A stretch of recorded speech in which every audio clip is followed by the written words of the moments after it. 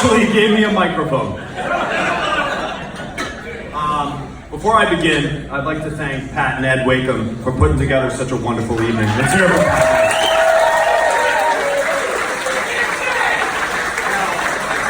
Now, when I was writing this speech, I was really at a loss. What makes a good best man speech? How long is too long? Should it be short? Really had no idea. So I decided to take a couple notes. Let's see. I'm just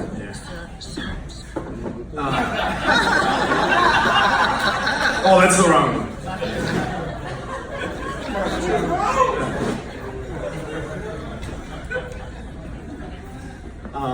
For those of you who don't know who I am, my name is Greg Lannon, FGL. I can't really say what that stands for, but you could put, two and two together. Friendly Greg Lannon. There you go. Anyway, I'm the brother of the group, the best man. So, I want to take you back in time to early July 1987. Nick was the prince, the firstborn son of Linda and Joe Lannon. Living life, center of attention, not a care in the world. Little did he realize that by the middle of that month, he'd have an unbelievable little brother. Once I came around, it really shook Nick's world. I mean, after 6 months, he asked my parents, "Can we give him back now?" Unfortunately, I was here to stay, and he was now stuck with me. Now, Nick and I shared a room, and we had a normal big brother, little brother dynamic. You know, the dynamic of throwing Sega controllers at each other's heads over a game of Madden 96. Practicing wrestling moves on each other and damn near killing each other performing those stunts. And smashing each other's knees with football helmets.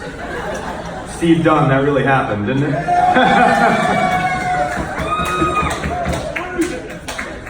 I am particularly fond of when my brother gave me an elbow drop from the top rope, which was his bed, onto the mat, which was my bed, and completely shattered the bed frame. It's all right, Mom and Dad will never know. We can just hammer it back together. That went over well. I really grew up trying to copy his every move, believe it or not. Except maybe for his weird obsessions with Boys to Men records.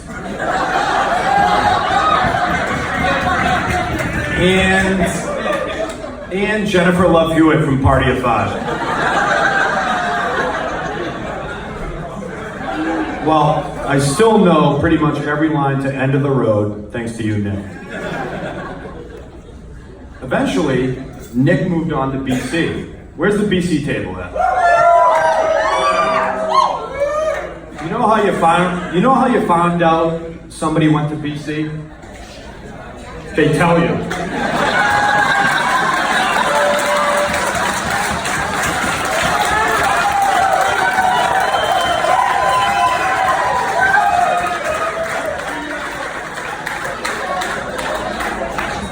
In all seriousness, Nick is one of my heroes, along with my father, Tom Brady.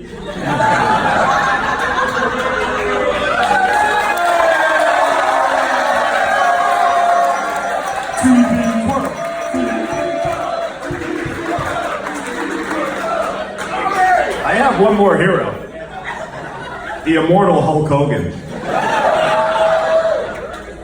I can't even begin to tell you what Nick means to me. He's the most loyal, honest, and focused guy I've ever met. Nick has always been there for me. One time when we were younger, with the McCune boys, where the McCune boys at? Well, Brendan and I were the younger brothers and kind of punks. And this bully from the neighborhood came by and, started swearing. And Brendan and I said, "Hey, stop swearing." He goes, "F you. Fight me." But guess who stepped up and fought him? My brother.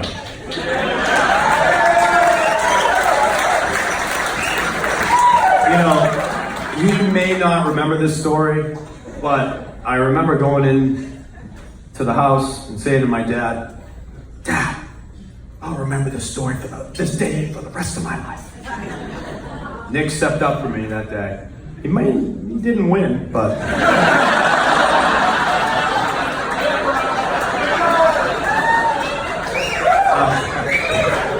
the other story is, I had $50 in my pocket my freshman year of college.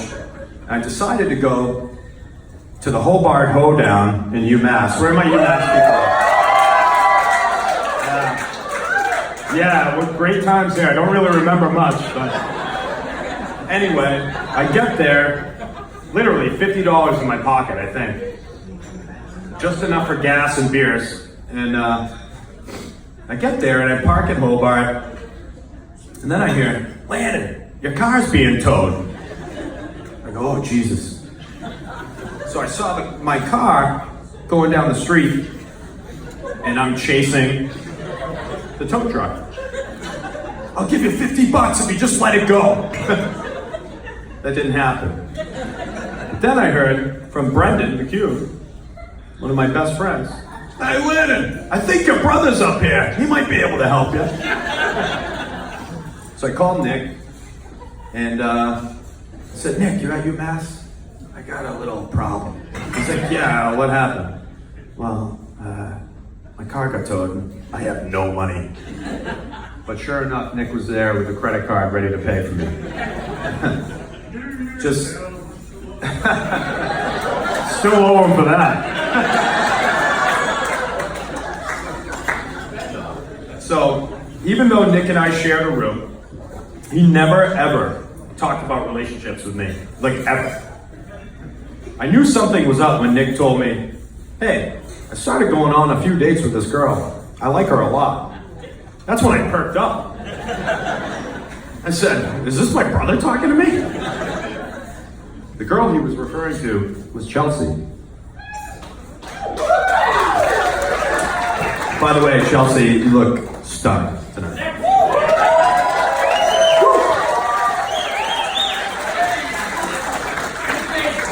I could tell Chelsea sparked a change in Nick. They met in New York, and they did long distance. One weekend in Boston, one weekend in New York. You could see how important they both were for each other and found a way to make it work. It is pretty evident that if you spend any time with Nick and Chelsea, you can see how easy they are with one another and how much they respect and love each other. We're so happy to welcome Chelsea into our family. I feel like I gained another sister. I truly mean that.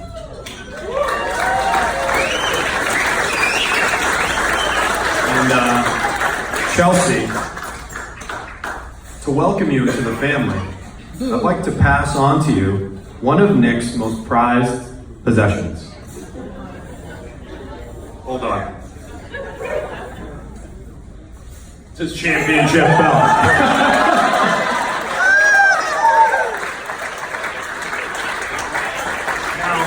You have to take good care of this because I had to wrestle away from Warren Buffett.